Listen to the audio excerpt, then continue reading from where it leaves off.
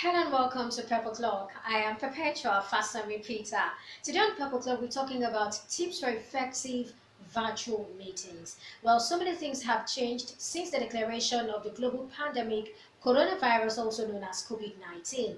Businesses have changed, and this has occasioned a no-touch economy. And because of that, so many people are beginning to adjust. Businesses, churches, corporate organizations, individuals, all of us are having to adjust. Even families are also adjusting. And one of the things we have found solace in is having virtual meetings. This is because this particular global pandemic has impacted business travels, it has impacted transportation, it has impacted so many things. And as humans, we need to adapt and adapt fast. Now, talking about virtual meetings, it's the new norm for now. We do not know if this will continue or we do not know the rate at which it will continue. But what we do know is that there is the need for people to meet, there is the need for people to talk, there is a need for people to relate. And for this to happen, we need to choose an option, which of course technology provides us with. Now, if you're hosting a virtual meeting, there are certain things you need to put into consideration. And so today, I'll be addressing the facilitators or the hosts, and at the same time, I'll be addressing the participants, the people who are taking part, the people who are joining the live meetings, the people who are joining the virtual meetings. And so my talk for today will be divided into three. The first thing will be choosing the right tool. Yes, you have to choose the right tool. The second thing will be developing an agenda or guideline for the meeting. And the third part of our class for today is etiquettes for virtual meetings. Now, that is the part that everyone really has to listen to. That's for everyone. If you're not hosting a meeting, well, you may not care so much about the first part, but hey, who knows? You might be hosting one very soon. All right, so the first thing, like I said, is choosing the right platform. There are certain things that should guide your choice of a platform for your meeting. Now you want to look at functionality and need. What are the things you want? How many people are joining the meeting? Now this will determine the tool you will go for, because some tools are capped. That's one. And then you also want to look at functionality. What are the things you want? Do you want people to be able to share their screen? Do you want people to be able to share documents? Do you want people to be able to show their faces while they are talking? Would you like it to be audiovisual or just audio, or you just want it to be chat? Now, these things will determine the tool you will go for. So now, after that is sorted, another thing you want to do is developing the agenda and the guideline for the meeting. Don't forget the first thing, functionality and need is what should be responsible for the tool you will go for. And that includes how many participants are we looking at? Is it going to be audiovisual, audio, or just charts? And then what do we need people to do? Will there be group presentation, team presentation, departmental presentations? Do we need people to share their screens? That's the first one. Now the second one is developing the agenda. The thing is, you don't want people to gather and at the end of the day, there is nothing for it. There should be a purpose for the meeting. There should be an agenda. And so you want to state this emphatically. You want to write this somewhere. You want to be sure that there is a goal that you are pursuing. Now that you have set an agenda, you can decide to share with your team members, the participants. Do you want them to know what the agenda of the meeting is, or you just want to wait until the day of the meeting before you announce?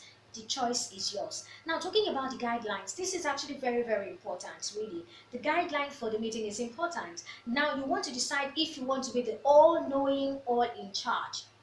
I'll give the example of Zoom, especially if you're joining from your phone. Now, one of the things you can do as a facilitator or the host of a Zoom meeting is to put people either on waiting or just to allow people come into the meeting. So if you're putting people on waiting, I'll be showing you that's showing right there, you can see that. So if you're putting people on waiting, it means that these people cannot access the meeting except you permit them.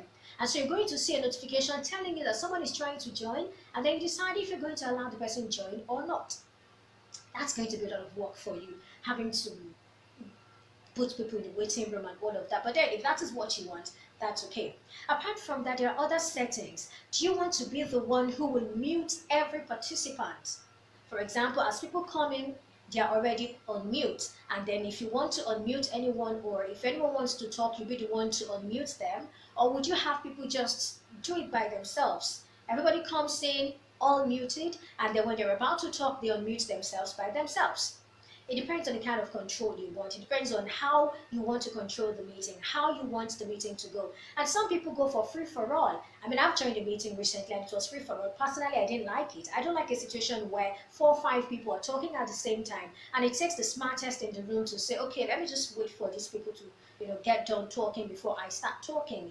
And so a free for all may not be totally advisable, except you're having a water cooler, or what people will call breaking the ice. I mean, it's not easy. People haven't seen themselves in weeks, and then the next day you tell them to come for a meeting. You need the water cooler, the watershed. You need that time for people to talk, for people to, hey, it's good to see you. You get to see people's names when they join, or you get to see their pictures when they join, depending on the setting. They get to say hello, they get to say hi, they get to catch up, they get to meet up. And during that water cooler period, you can also decide to tell them the guidelines if you haven't told them before that time. All right, so at that point in time, you want to decide if you're going to be totally in charge, or people should also take some responsibility for themselves and by themselves. And so these are some of the things you want to consider, the guidelines for the meeting. Is it a free-for-all, or you are going to be absolutely in charge, or will it be a shared responsibility where to some extent you're in charge and to some other extent the people can also be in charge? And then how will people ask questions? Will they have to go to the chat room and start asking their questions? Or do they have to raise their hand? There is this option of raising your hand. So do they have to click that option of raising their hands before they talk? These are things you want to tell them before the meeting starts, because there are some persons who may not know how to behave. For them, it's a new thing. They're excited. Oh, I'm joining a virtual meeting. Ah, see Shola. People are like that. I mean, they're excited. So you just have to help them by having a guideline before the meeting starts. Now, after the guideline, the next thing you want to do is to move into the agenda proper. Moving into the agenda proper. But like I said, you can share the guideline with them before the meeting, or on the day of the meeting. You use that period for water cooler. And another thing is important: ensure that you test all your tools. Test your tools, test your webcam, test the things you're using. Are they okay? Are they in good condition? Is everything working perfectly? Is your microphone okay? If you're using the headset, is it working well? You can have a practice. Just practice with these tools and get to know if there will be need for any change, or there will be need for anything before the meeting starts. It's important to do that so that you don't waste people's time at the end of the day.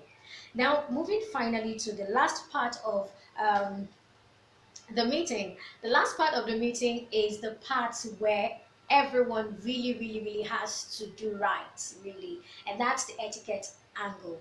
If you're attending a meeting, I want to expect that you've gone through the agenda of the meeting, especially if it is a work related meeting where you have your HOD, you have your team lead, or you even have the MD, the CFO, CEO, CTO. You have all these people in attendance. You want to be well behaved. And so you want to know the agenda of the meeting. Now, from the agenda, are you going to be making any presentation? If you're going to be making any presentation, I need you to practice beforehand so you don't come off as someone who is not serious. Okay? Also, get to know the guideline.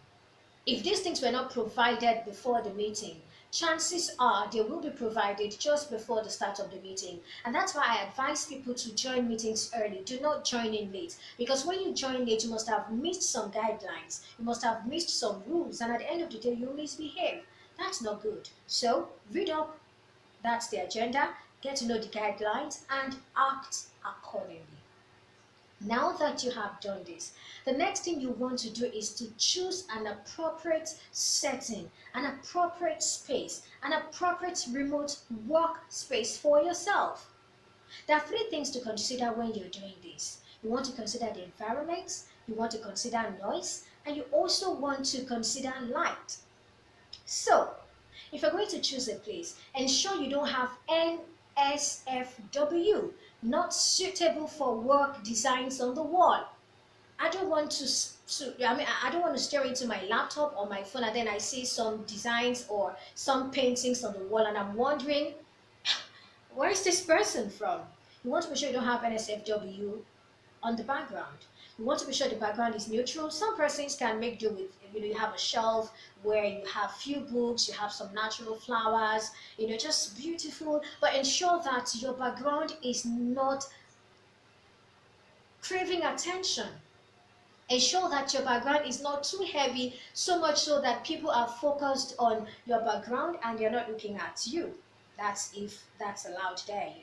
Okay, so that's the background. Then I talked about noise. Ensure the place is cool.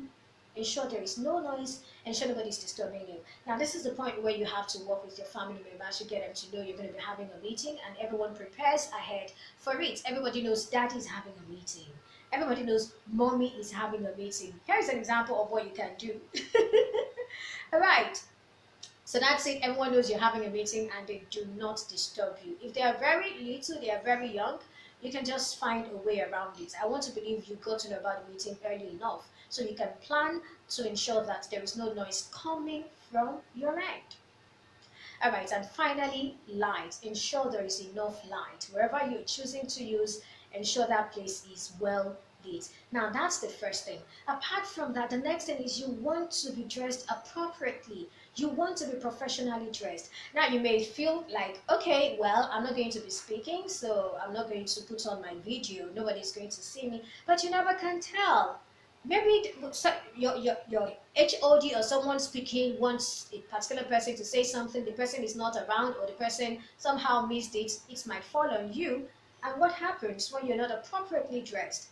I understand you didn't ever say it was going to be video and all that, but hey, that can happen. So you really have to be appropriately dressed because you can't tell what will happen or what can happen. Dress appropriately, that's very, very important, okay? All right, and apart from that, another thing you want to do is to mute your microphone if you are not speaking. If you're not speaking, mute your microphone. You don't have to put it on or leave it on.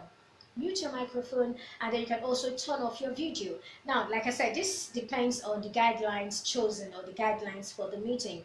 For some facilitators or some hosts of meetings, they put all these things off. They are 100% in charge or in control, and for some other meetings that may not be possible for them to be 100% in charge, and so the responsibility of putting off your microphone and putting off your video lies with you, and so you should ensure that you do these things. Now, if you're using your laptop, do not look at the screen. Instead, look at the camera. And that is if you're talking. Now, when you look at the camera, it gives the impression that you're maintaining eye contact with the people who are listening to you. But if you're looking at the screen, I'm probably going to be seeing your nose. The focus might just be on your nose. I don't think that's good, is it? So you want the conversation to be as natural as possible. That is why you should look into the camera, so that way it feels like we're having eye contact when talking. And then no distractions. Come on, no distractions. If you're using your laptop, ensure your phone is not distracting you. That's not the time to start checking mails. That's not the time to start doing some other things. No distraction. If you're aware of anything that can distract you, it's better you put that thing away. And then apart from that, another thing you can also do is to not interrupt anyone who is speaking. When anyone is speaking, please do not interrupt. Again, this has to do with the guidelines. If the host didn't put in the appropriate measures to guard against things like this, then you should take the responsibility. Don't speak over anyone. Do not interrupt anyone. Let people speak. And when it's your turn to speak, I'll prefer you use the raise your hand button. You use the raise your hand button, and then the host tells you, oh, Perpetua, go ahead. And then you go ahead. All right, and then just before we go, I think I'll just say one or two things before we go. And one of those is that for me, I'll prefer a laptop or a desktop over a phone anytime, any day, especially if it is a work meeting.